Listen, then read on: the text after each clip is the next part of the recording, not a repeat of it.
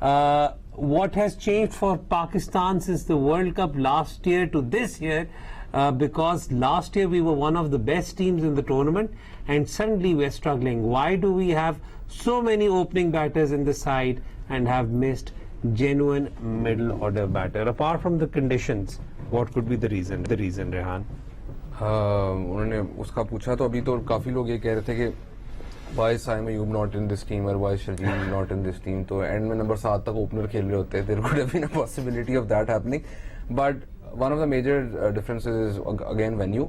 The other difference is के you go and I mean this is like I feel like we repeating this over. आप एक चीज plan करते हैं, वो काम नहीं करती, आप प्लान बी पे जाते हैं, आप प्लान सी पे जाते हैं, ठीक है. फिर आप प्लान सी नहीं काम करता, आप न्यूजीलैंड जाते हैं, न्यूजीलैंड जाके आप कहते हैं कि this is how we want to play, this is a complete हमारा बैटिंग ऑर्डर स्टाइल ये होगा, हम 4 के ऊपर नवाज को या शादाब को यूज करेंगे, ठीक है. प्लान सी तक आप पहुंच गए और फिर आप ट्राई सीरीज जीत गए. फिर आप वर्ल्ड कप पे गए, आपने कहा प्लान ए काम नहीं कर रहा था, let's go back to plan A which is के हैव इफ्तिखार एट 4.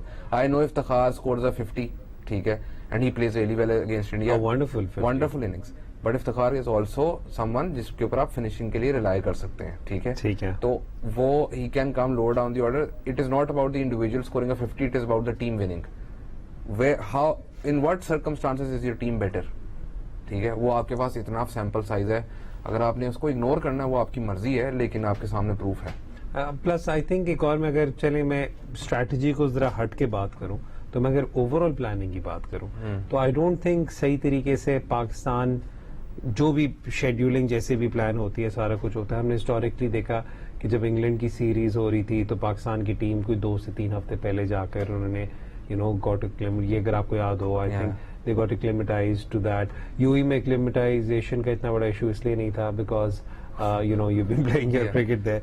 लेकिन आई थिंक थोड़ा सा यहाँ पर कंडीशंस की भी but the other thing is no team right now the scheduling is such कि no team has enough time कि वो ऑस्ट्रेलिया पहले जाके रफली सारी टीमें सेम टाइम पे पहुंचे. वो यानी 1 वीक का फर्क होगा ज्यादा या 4 दिन का फर्क होगा, जिसमें 2 ट्रेनिंग सेशन ज्यादा होंगे. ठीक है.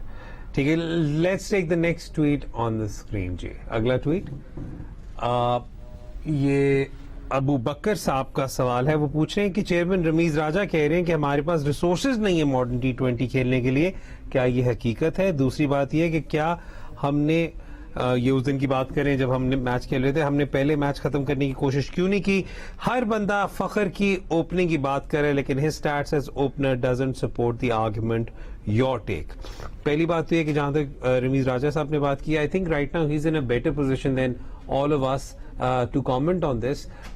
लेकिन मतलब जहां से हम देख रहे हैं वहां पे ये कि आई वुड से दैट बारिंग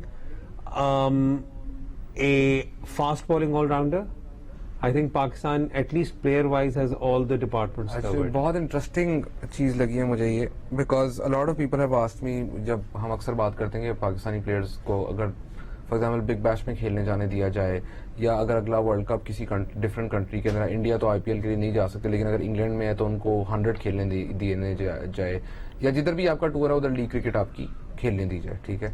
तो लोग अक्सर ये बात करते हैं कि पाकिस्तानी प्लेयर्स पिक नहीं होते, ठीक है.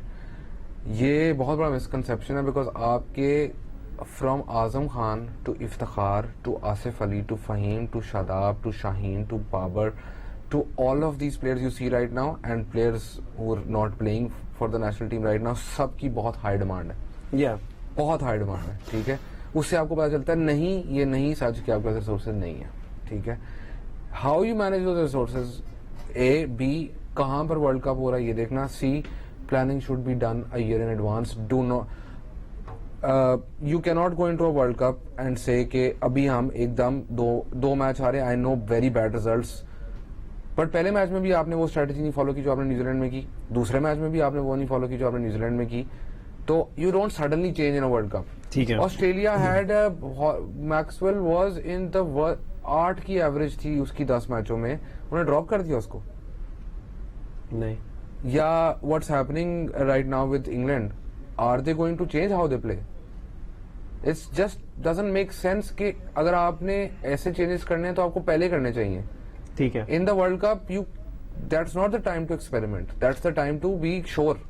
Everyone is talking about Fakhar. Everyone is saying that Fakhar should open. but his stats as opener don't support that argument. Your take? Depends on where he's playing. That matters a lot. मैं पहले दिन से maintain करता हूँ कि Babar and Rizwan उनकी best utilisation as openers है and sometimes the problem with them is कि both of them are very similar in style of play and because they are very similar तो नंबर ऑफ जो balls हैं अगर वो 30 से ज्यादा दोनों बॉलें खेल जाते हैं great for Pakistan because they can accelerate. However, if they get out in between the 15 and 30 ball period is where the issue comes in because the balls have been consumed. Fakhar similarly उन्होंने बिल्कुल ठीक बात की है. Fakhar also takes about 10-15 balls to get going. So it's not like कि Fakhar अगर open करने लग जाएगा तो you are completely different. But my argument about Fakhar हमेशा ceiling की जो आप बात करते हो यार. कि his ceiling is much higher than all of the Pakistani top order players. और I think उसकी acceleration के अगर आप numbers वगैरह निकालें तो the crazy numbers. Yeah. Like Fakhar has a higher probability of taking a 20 plus over in the Pakistan team than anyone else.